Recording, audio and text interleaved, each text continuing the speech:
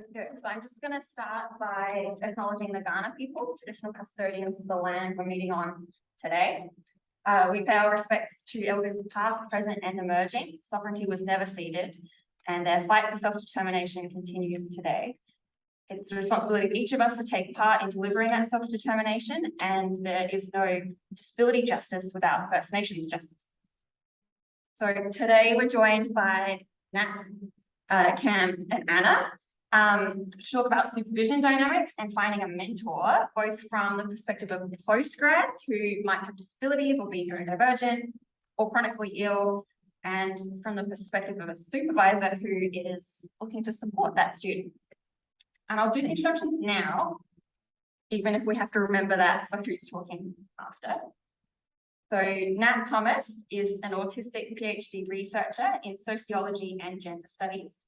Her project on autistic women's experiences of work is prompted by her lived experience, grounded in feminist and disability theory, and often done with a dog in mind. She's passionate about cultivating a supportive and accessible HDR community. Cambrey Payne is a queer autistic author and researcher from the University of Adelaide. His current research explores how autism is embodied, with emphasis on autistic individuals as experts in their own experiences. Now has a background in gender studies with particular interest in how politics of identity are enacted by queer and other marginalised groups. He's in Adelaide, the Adelaide Hills, with his children and a cat who likes sitting on keyboards during work hours. And they're both supervised by Dr. Anna Szorenyi. Just ignore the bit. Szorenyi, who is a lecturer in gender studies here at Adelaide, a writer and researcher exploring questions of responsibility and representation in relation to historical and contemporary humanitarian issues, dislocations and trauma. Her work pushes the limits of colonial habits of humanitarian discourse and seeks more equitable, relational and responsible ways of living together and with others with our shared vulnerability. She's also an award-winning supervisor of HDR students. So it's a big open. I'll hand over to Nat to get started. Thanks, Shona. Yikes. No pressure. Thanks for coming. Where can the video see us? Sort of only to stand there, so don't worry about it. Just go with audio. Sure. Okay. We would also just like to acknowledge that this is the unceded land of the Kaurna people, and we recognise their elders past, present and emerging, and their ongoing sovereignty over language, country and culture. And we acknowledge the persistent pain and disruption of ongoing colonial occupation and the continued lack of any treaty. Do we want to come and just stand so that we can Zoom? So I'm Nat. I'm Anna. No, there's a camera there. Yeah. I'm Cam. Welcome. Okay. Hang on, I'm going to give you the way of the screen. Hi, I can. All right, cool. Thanks for those introductions, Shona. All right, so we thought we'd probably just start by explaining what a supervisor is and why you might want one. It might be good to ask the question, who here already has a supervisor? Okay, the vast majority of us, so maybe we don't need to explain too much, but yeah, we Maybe just for the online as well. Yeah, I like it. Yeah. So a supervisor is basically someone who's just going to guide you through a research degree on this project. They're going to tell you things like what to do when, make sure your topic is feasible, advise you on literature and methods, provide feedback on your work, which is a little bit different to undergrad, in that there's sort of drafting and those kinds of things. They're going to sign off on milestones and submission and just be that kind of general first source of guidance on all things HDR. I was just going to say some of those points are actually made from the university's official version of what a supervisor needs to do, which you can find in the graduate studies. All right. Well, I'm going to talk a little bit now about my experience of finding a supervisor. Anna supervised me for honours as well. So my PhD supervisor was an easy thing, and I just said, please take me back. But mostly what I found helped was that, I mean, I was a mature age student, so I was that mature age student that was always talking in tutorials and asking questions that annoyed everybody else. But I also chatted with my tutors and lecturers after classes and before classes and asked questions. And I found that was really helpful when forming relationships that helped me find a supervisor and figuring out who was going to be working on things that I was interested in. And I don't think I worked with Anna a lot in undergrad. Don't remember teaching you. Yeah, you definitely did, but probably less than others. But I think when I was looking for a supervisor, I was just talking to everybody that I'd spoken to, and Anna's name kept coming up as someone who was working on the theory that I was doing. And so that's sort of how I ended up choosing a supervisor, and just got lucky that Anna is also someone who is very good at supporting neurodivergent students. And I think because I was also newly diagnosed in my undergrad and early honours, I was still sort of navigating what supports I needed. So a lot of this is just sort of in that blurry stage of, I don't really know what I need yet. Let's just figure it out. But yeah, mostly what I did was just forming relationships with the staff in my department and being visible and asking for advice on the ideas that I had about postgraduate study, what paths I could take, because when I was in undergrad, I had no idea of the official requirements to get into honours and PhD and what the best path was going to be. So I just asked a lot of people. I think now that I'm doing a little bit of tutoring as well, I think the thing that I've found is most of the teaching staff just really appreciate people who are enthusiastic and who communicate and show a value for the work. You don't have to be the best student in the class to be forming these relationships and to be, you know, providing value as a student. And I think most of the staff that I've spoken to are quite happy to provide advice and tell you where to look for things if you're unsure, because that's always my problem. I'm like, I don't even know where to start looking for this information. So I just ask somebody who might know. And pretty much everyone I've spoken to has been happy to give advice, even though they're all super busy all the time. I think my biggest piece of advice is don't adjust your project to suit someone you would like to supervise you, even though that is really tempting if you've already got a relationship with someone. But if you value their opinion, they probably will be able to recommend somebody who will be good to work with you. So, and they can still sort of unofficially work with you. I have relationships with other staff in the department who are also supportive during my candidature and provide alternative perspectives, even though they're not supervising me. So if your favorite lecturers or staff don't have the right background to supervise you, they'll probably know someone who does. Yeah, that's about my experience, I think. Yeah. So working with a supervisor has been really easy for me because Anna and my co-supervisor for PhD, Cam, are fantastic. I think one of the things that has made it easier was upfront, I tend to be quite clear about what I'm going to need. And so I went into my honours supervision going, sometimes I get very stressed and speak in a British accent. It's not weird. It's just fine. That's how I function. It's that or non-verbal. So, and Anna asked early on, which I really appreciated, what kind of feedback do you want? Do you want blunt or do you want more euphemistic? And I said, please be blunt. I don't understand euphemisms that well. I don't like subtext.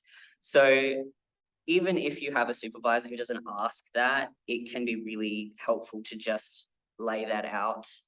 And if you're nervous about how a supervisor is going to take that, you can have discussions before you ask someone to be a supervisor about their opinion and so on. And it can be pretty hard. Obviously, my experience has been pretty easy and smooth, and it's not necessarily going to be like that in every department.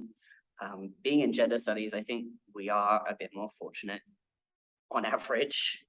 Hopefully that's not always the case. So I think it's important to consider issues around feedback and things like that. Like do you miss hints and polite euphemisms? Do you need written feedback? Do you need verbal feedback and written feedback?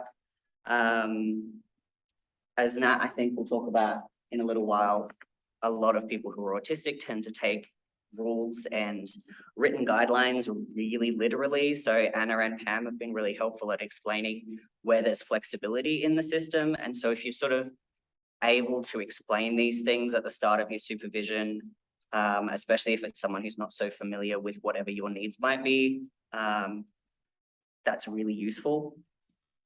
One experience that I had was I work from home pretty much full time, and I have a university computer there, which was great when COVID happened because I could just take it and no one asked any questions.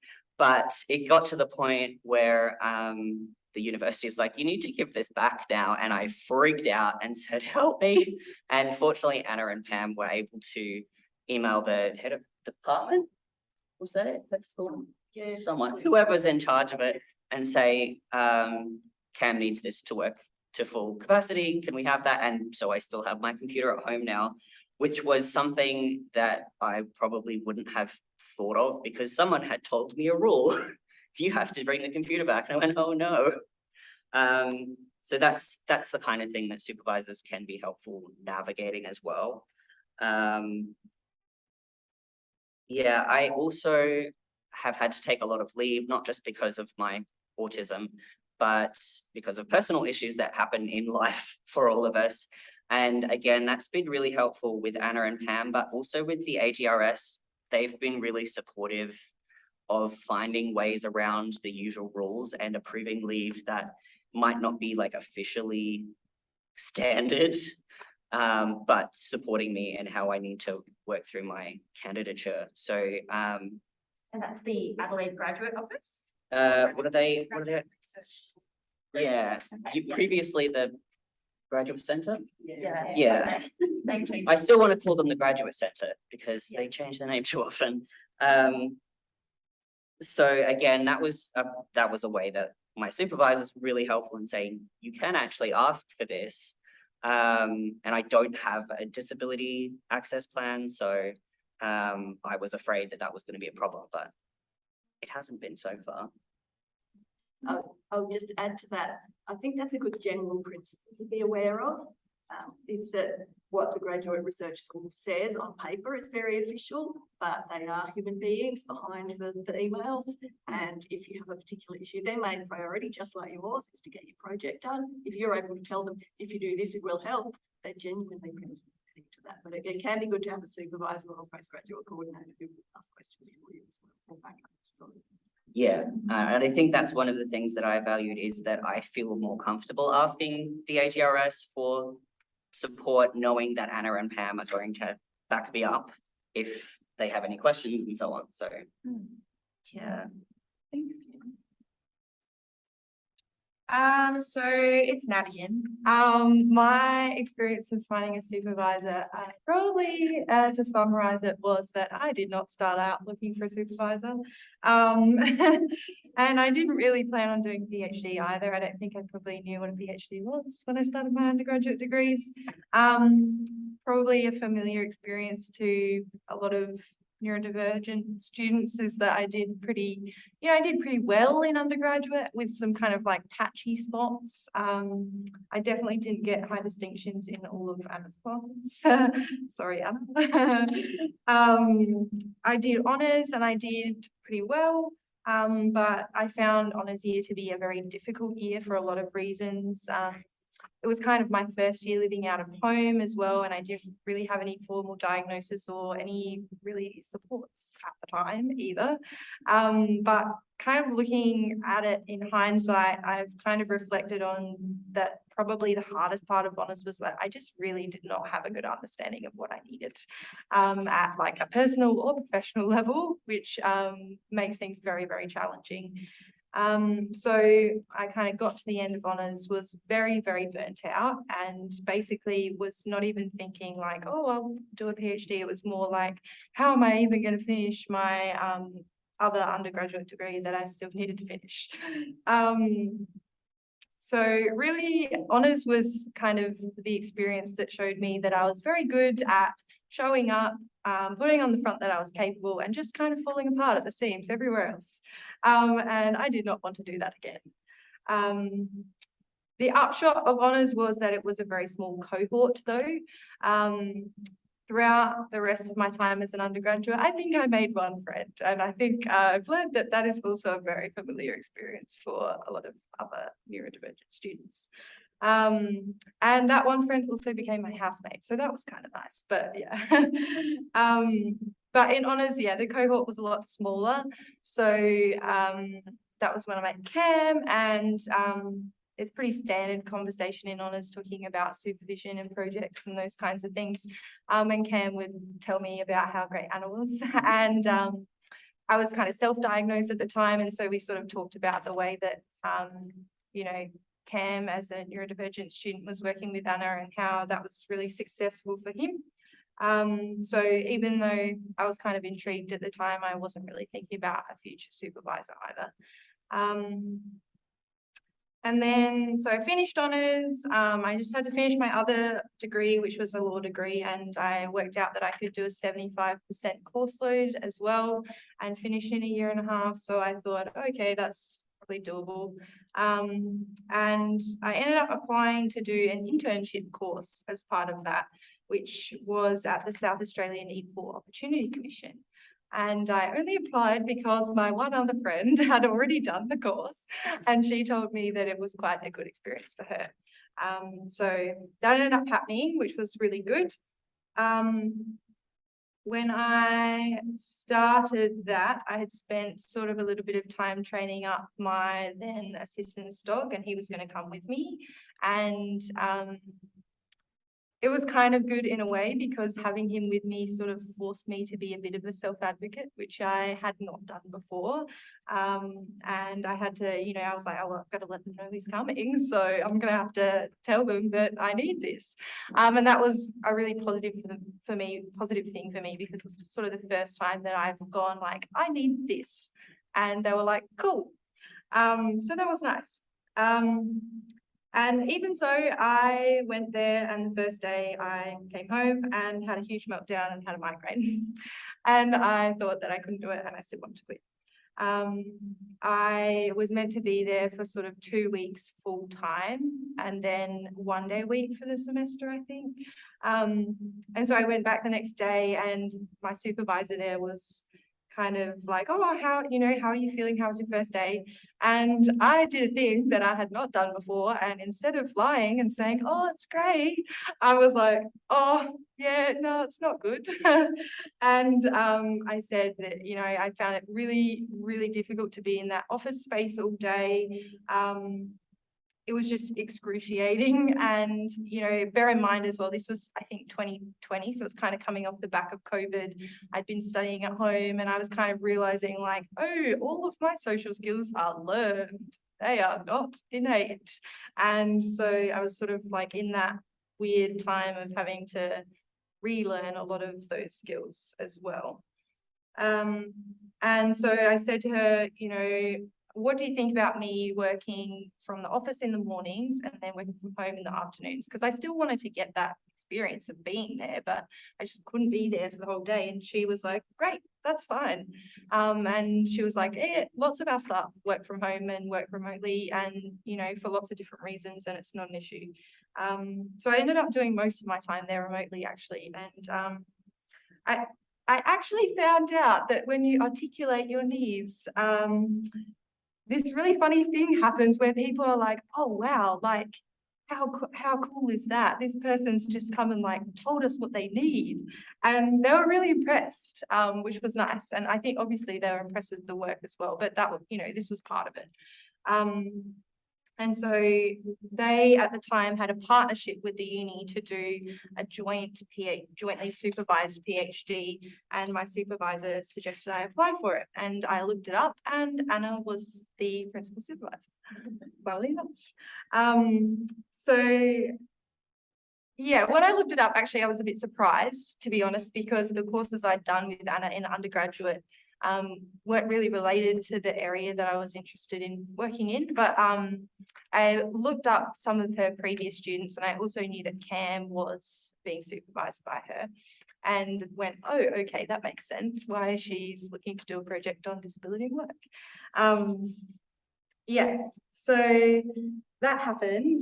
And I was also kind of confident that because I'd had those chats with Cam in honours about his experience working with Anna, that I was like, oh, okay, Anna was probably a supervisor that I might work well with, which was nice.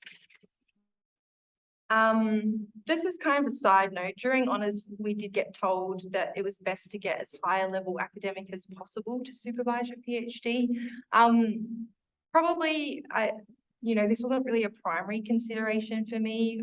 This might just be because of the way I kind of fell into my PhD, so to speak. But I didn't even consider it, to be honest. yeah, to be honest, I was just at the point where I was like, I've had, a really good experience with a mentor and a supervisor at the EOC. And I have experienced that advocating for my needs and having someone I feel like I can go to is a really important thing for me to be able to succeed and not be like, going into burnout, this, burnout cycle that's very familiar to us neurodivergents and disabled folk. So I was really just looking for somebody that I knew I would be able to work with and that I'd be able to go to when I needed something, because I had the passion for the project. I knew what I wanted to, I knew that I wanted to do it. I just needed someone who would support me to work in the way that I work best. So this isn't really to say that people in higher level positions are going to be, bad supervisors. But just don't base your decision on that alone, because it is something that gets thrown around. So in the end, the PhD that was happening with the EOC didn't actually go ahead, but I still did get a position, obviously, to do my project, which was great. And I guess it kind of makes it sound a bit rosy, and when you give people the short story, it's like, oh, you've got through and gotten out. I was like, it was not that linear. But yeah, overall I feel like I have sort of found my feet for the most part, and a lot of that is kind of just that I've had that chance to sort of reflect on things and go like, okay, well, what do I need? Before you can articulate what you need to know what you need. And so I'm sort of, even though that's kind of a constant, constantly trying to work that out for myself still, I think I do have a lot better idea of that, and I do that a lot more for myself now. So I think probably from my experience, the things that I have taken out of it is that finding community, whether that's in DIDA, whether it's your honours cohort, use that community knowledge about supervisors. I think that's a really good starting point if you can. Articulating and advocating for needs is actually going to be seen as a really positive thing in working relationships, especially in healthy working relationships. And yeah, don't look for a supervisor based solely on their position or even their published research. Look for somebody who is interested in the topic, but you can work with and those kinds of things. Think about all of the considerations rather than just thinking about a few that might be put forward as really valuable. Yeah, I mean, my honours project the topic wasn't exactly in Anna's wheelhouse either, but the theory that I worked with that's how we sort of decided that Anna would be my honours supervisor, and so kept working on that, and just worked out really well with all the other aspects as well. Yeah. That's it from me. So a good moment to go on to these points. About just my perspective on what you need from a supervisor. So I think I can bounce directly on what Sue just said. Can you see me? Yeah.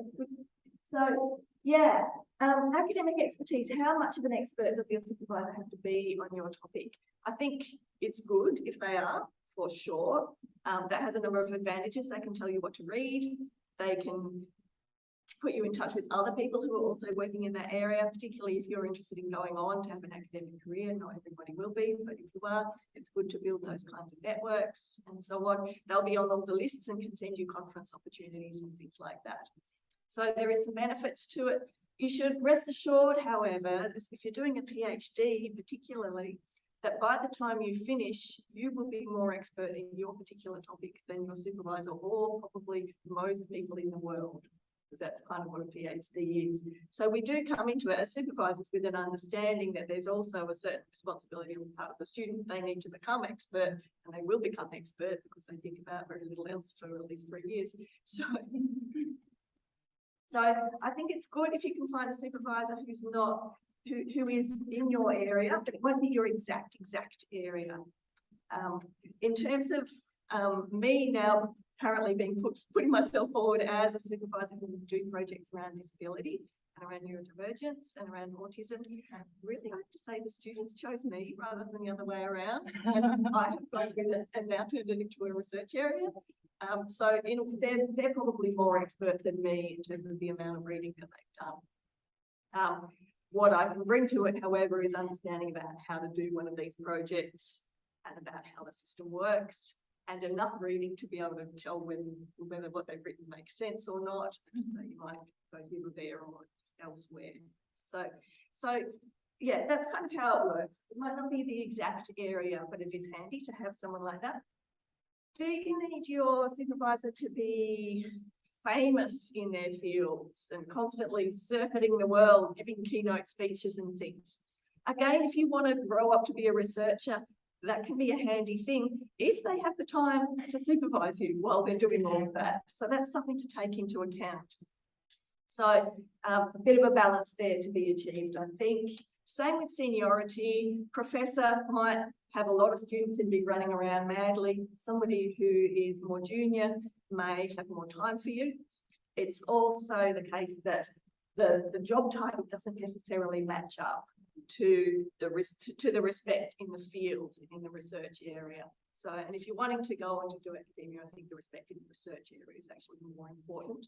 Nobody's ever going to ask you what pay scale was your supervisor. Okay. Friendship, I think it's nice to have, but it's not essential. So I want to say, you know, it's great to have a really kind of friendly, comfortable, relaxed working relationship with your supervisor.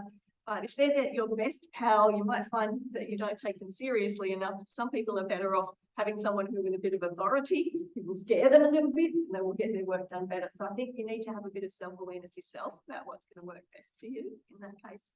I don't think it's necessary that a supervisor be your pal. I think it's necessary that they behave respectfully and professionally and give you time when you need time. That's a different thing. So you definitely want ethical behaviour. How are you going to find out about that? I guess listen to the gossip and ask around. I would second the points they made here about asking each other about their experiences of particular staff members. And I think really you do want these three things here down the bottom, particularly if you're going to be asking for any particular adjustments or wanting to talk about your needs and so on. I think you want these three things at the bottom. You want somebody that you're going to feel comfortable going to talk to. So that's, again, something about your self-knowledge as well as about them. Who is it that I do feel more comfortable with? Somebody who is available when you need them. And that might be, you know, you might have to arrange that. My PhD supervisor, if I wanted to see her, I definitely had to book 3 weeks ahead. But if I got that booking in the calendar, then she was there for me for that hour. And achieved an awful lot in that hour and sent me away and didn't think about it again for 3 weeks probably. So, which was fine. And I think you do want listening skills. So you want, if you're going to want to sit down and talk about, well, here is what's going to work best for me, then you want somebody who's able to take that on board, I think. So I would really second Cam's, and I'll get onto this in a sec, I would really second Cam's advice to just go and talk to people. That's a really useful thing to do. It's actually perfectly acceptable behaviour to just cold email a complete stranger and say, I'm interested in doing some research on such and such. I see that's an area you are interested in. Are you available as a supervisor? And if you are, can I come and talk to you about it? And yeah, standard practice. It might seem strange from the student's point of view, where the academics are kind of all in their ivory tower, but actually listen to it. And a lot of people love when people are interested in what they're researching and whatever. They like to Exactly, talk about yeah. it. And most of us spend our time wishing for students who are interested in the same things we're interested in. Think about it. Of course we do. Yeah. Okay. Do you want the next slide? Give me half a second. Okay. So yeah, I think you do want someone who's basically open to working out how to work with you. I'm aware that at this session there's a lot of Anna is great. Not every great supervisor is going to be just like me. There are many, many different ways to be a good supervisor, just as there's many different ways to be a student. So do keep that in mind as well. Keep an open mind and just see how you feel with somebody, I think. I mean, I tell everyone that Anna is great, but just because Anna's great working with me doesn't mean that every student is going to find that a good working relationship. So That's right. Yeah. you have to find someone who's going to suit you as well. Yeah. So it's a bit of a matching process, and that's why it's good to shop around widely. Also do remember, if you're at postgraduate level, master's degree or PhD, you will have a team of supervisors. So you can kind of put together a team that will meet different needs. If one person's the high-flying superstar, get another person who's got a bit more time and is a good listener. Patch it together that way. Yeah. Thank you. Okay, so how do you find one? I think most of this we've already said. Think about what topic you want to research and in what discipline. So particularly if you are thinking to go on and join academia, or thinking that you might, pretty much what you do for your PhD is going to be your identity when you hit the job market. So it's, you make sure that it's in an area that you want to work in. Have a think about that. Because in the arts, where we are in social sciences, it's pretty interdisciplinary, and there might be any number of different departments where you could do your project. And it's probably a bit more about the research area of the supervisor than it is about the name of the department. But have a think about, if I did this project, which department would I end up working in, and is that the department? I'm aware in the sciences, often you don't get as much free kind of invent a topic out of the air opportunity. You might be joining existing projects, but still a good thing to think about, when you're deciding whether to take a project on. You have to live with it for years of your life. So it's very common, as they mentioned, I think Cam mentioned, it's very common for people to kind of write to you, especially international people, and say, I will do anything to be your student. Please say yes. Look, I've made up a topic completely off the top of my head using 2 words that were in your bio to show how keen I am on your research. And it's very obvious to us whether you actually know anything and are genuinely interested in this topic or not. So it's good to pick something that's going to be a genuine match, not just a pretend one.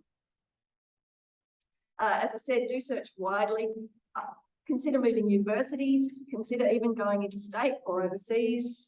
All of that is on the options. Obviously, if there's reasons why you want to stay, then stay and find something here. But don't think that you have to be limited just to the people that you know or just to the department that you're working in. There's a bit of word of mouth too. So you can ask people in the department that you're currently in, who would you recommend? And they might say, actually, there's somebody at UniSA who would be great. Go and talk to them. I'll give you an introduction. You can do that too. Okay, so yes, don't be shy to talk to people.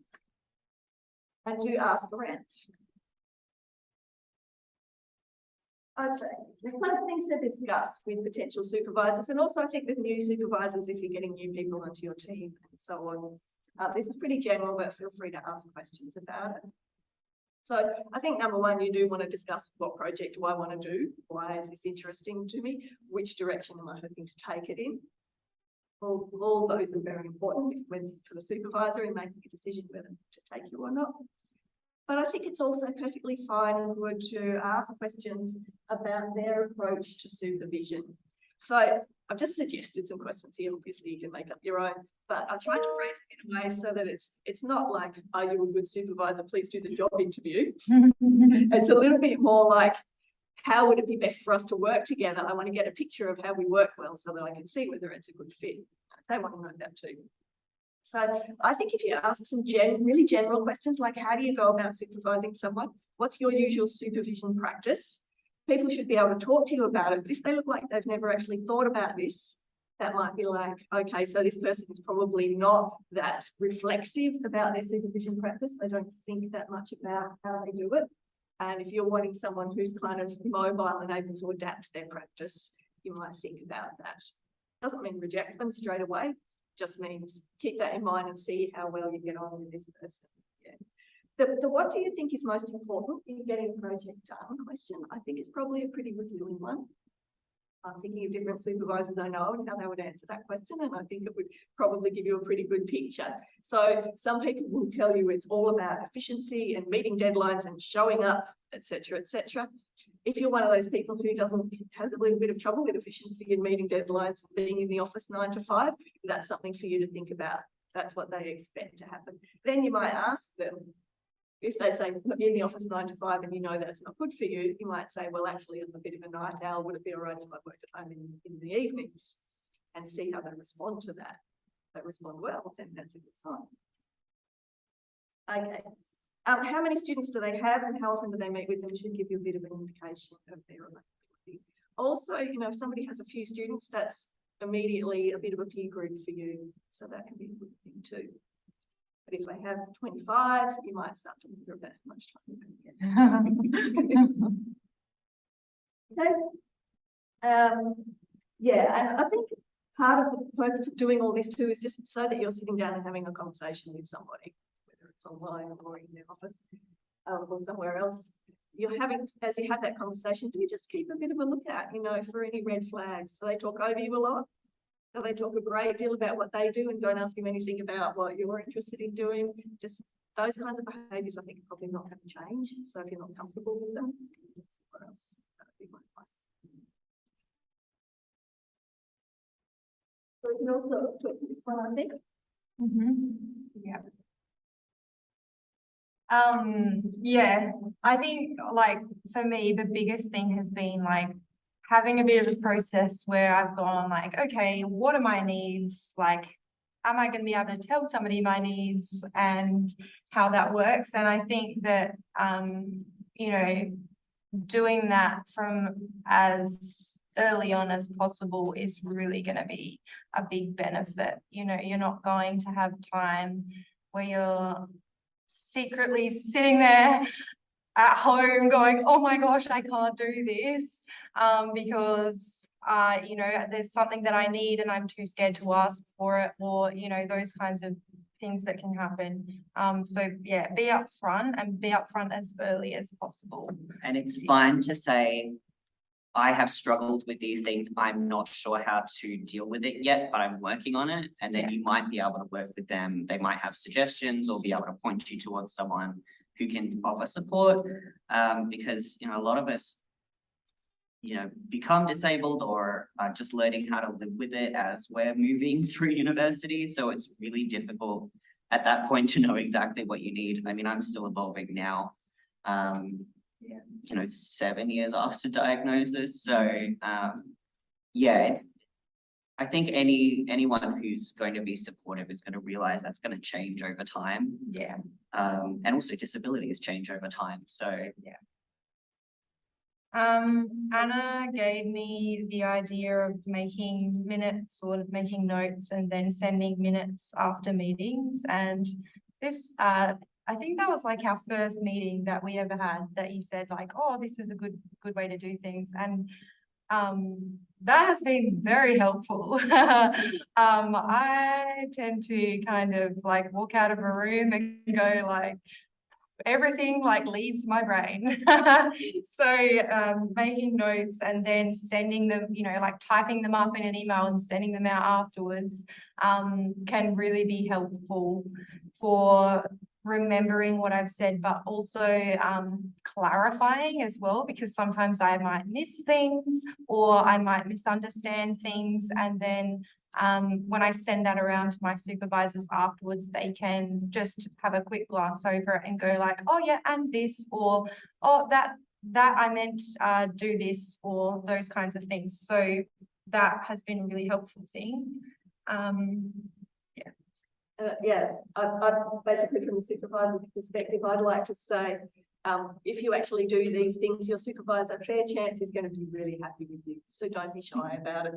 Just, you know, imagine it from the supervisor's point of view. If a student comes along and says, I will work best if you do such and such. As a supervisor, I want the student to be working their best. And you're like, hey, a recipe, awesome. So, you know, okay, direct feedback. I will remember that. I'll do that. Yeah. The making notes thing, I do love the students with autism because they actually do it.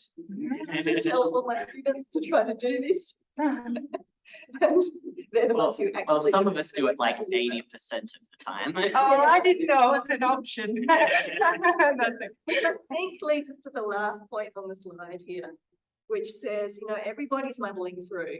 Your supervisor also is muddling through. They're doing a lot. They're probably going to forget things. That's why it's awesome to have it written in an email. So, what did I say? I was going to do do something for Cam. What was it? Scroll back. Oh, I get that. Yeah, okay. So we're all kind of juggling things, all dealing with insecurities. Pretty much comes with the territory. Being human too, I think. So, you know, I think everyone will appreciate on both sides. If you're able to be a bit open about that, then it stops people from thinking they have to be perfect. And I have to say, in my experience as a supervisor, thinking that you have to be perfect in order to do this degree can be really problematic. You know, it's probably one of the ways that you can make things hardest for yourself. And there is a culture in academia that all of us feel, I've said this before, is find a postgrad student who says they don't have imposter syndrome. They're a liar. And I think that's true for most academics, really. And I think Trying to be perfect in this really difficult system. So it's probably easier for a supervisor or a teaching person to be like, okay, we're chill. We can both be slightly vulnerable about the ways we are not perfect. And that's fine. we could both say when we don't know something, we'll have to go find it out. Yeah. About your order. Oh yeah, I have I found that with emails, just being on all the time or having notifications on all the time, I can't cope. Because I just always have to feel like I'm social, and that takes a lot of energy. So I have an auto reply on my emails, which basically just says, this is a quiet inbox. I check it once a day. I'll get back to you. And I found that really helpful because it takes the pressure off me. And because I've informed people sending me emails that I'll get to them, I haven't had any negative feedback. So no one's expecting me to be on. I learned this from a disability studies scholar at Flinders, who's been really good at advising. Just one of those outside people who's useful to have in your circle.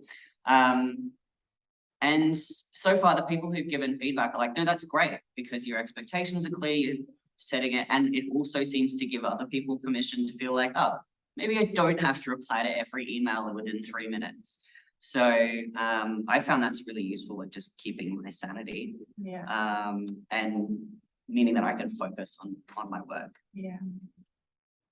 And then I think the last point on this slide is just about making your next meeting time at the end of the meeting so that you can kind of like book that out rather than doing the back and forth over email.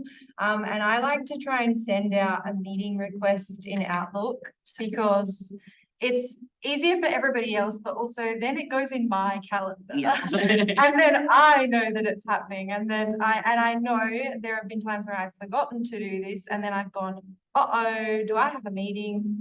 I think, yes, I do.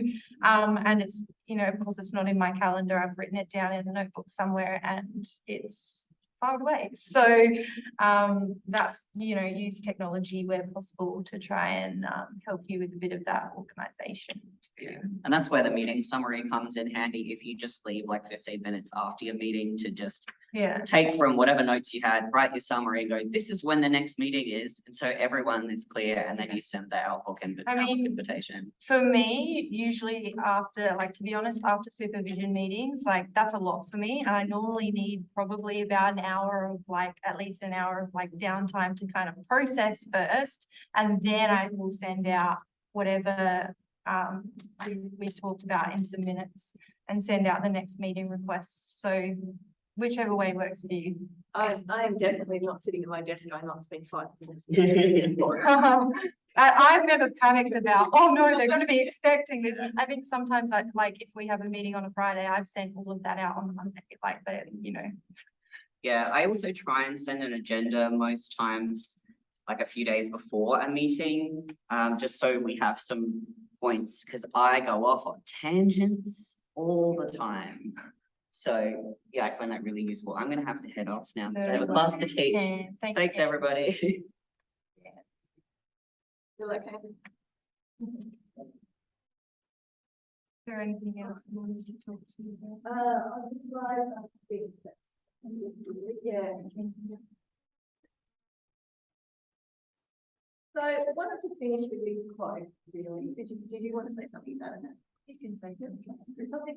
So I put this into the slideshow when I was presenting to supervisors about how they might work with students with neurodivergent. I just liked this one, which kind of, I think, summarised, I think, a good thing for everybody to keep in mind, bouncing off that point we just made about everybody's muddling through. There's kind of a mutual vulnerability to the relationship, but there's also an exploration and an excitement. A curious person with curiosity and you're wanting to find out something nobody knows yet. So it's kind of, there's that excitement to it. So I'd like to encourage everybody to approach both the project and the supervision relationship in that way. So I can read this out. An academic citizenship of alterity, of otherness, involves risks insofar as we're prepared to extend ourselves to others into their strangeness, not as fear, but as imagination and curiosity. This seems to me the entire point of education. Venturing into the yet to be known, disrupting the familiar, and a preparedness to consider, even if only for a moment, the possibilities of other ways of being and thinking. What's the point of our work as academic citizens if we remain the same, not only in our thinking about others, but also in how we see ourselves?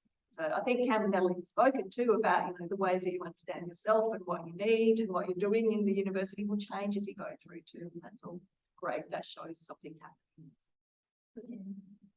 That's it from us, I think. Thank you very much.